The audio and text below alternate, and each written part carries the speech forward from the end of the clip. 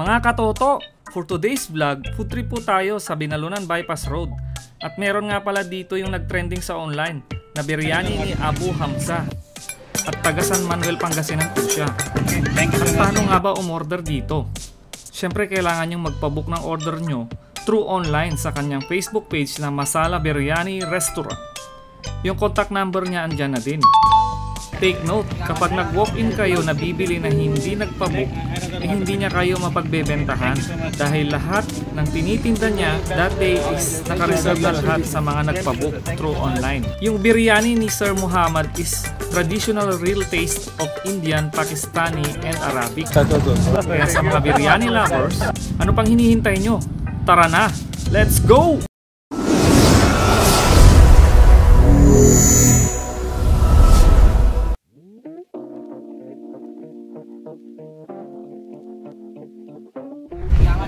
Okay, andito na kami sa Binalunan Bypass Road para kunin yung in-order namin na biryani kay Abu Hamza.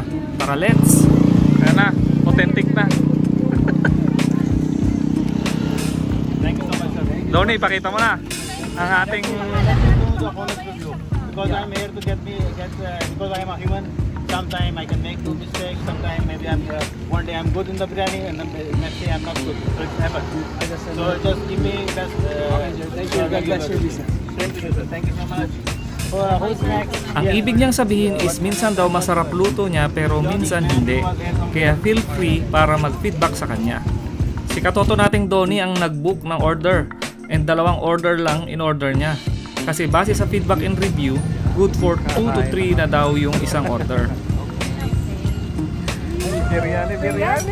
Authentic na biryani. Hello, sir. Hi guys, how are you? I just call my followers Katoto. Isay Katoto. Katoto.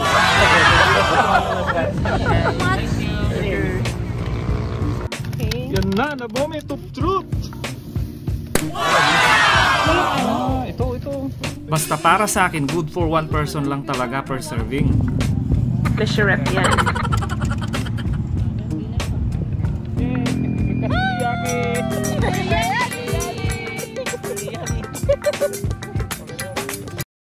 So na, titikman na natin ang authentic na biryani. Yaki.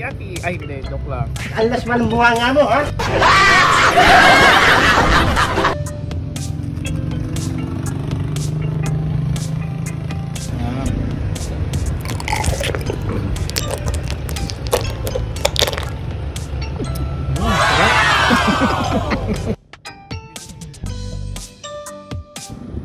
Lagyan natin ng konting ketchup at garlic mayo sauce.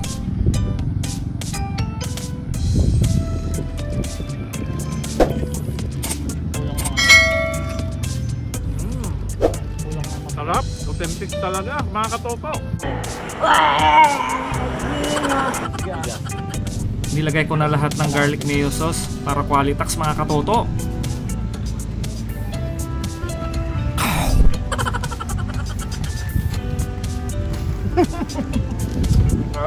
Parang lasang tuba eh.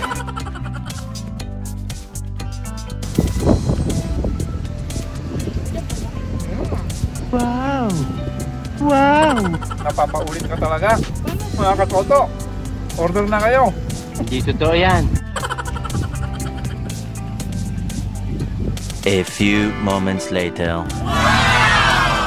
Ubus na! Yum! Luluhin mo yan! May mga ibang kainan din na pagpipilian. May takoyaki tapos kape ka dito at iba pa. Ito yung nakakalungkot dito. Sana naman maging responsable tayo sa pinagkainan natin at itapon sa basurahan. Huwag itapon kung saan-saan lang. Para maging kaaya-aya tingnan ang Binalunan Bypass Road. Siyempre masarap kumain kapag malinis ang kapaligiran, di ba? Mga katoto.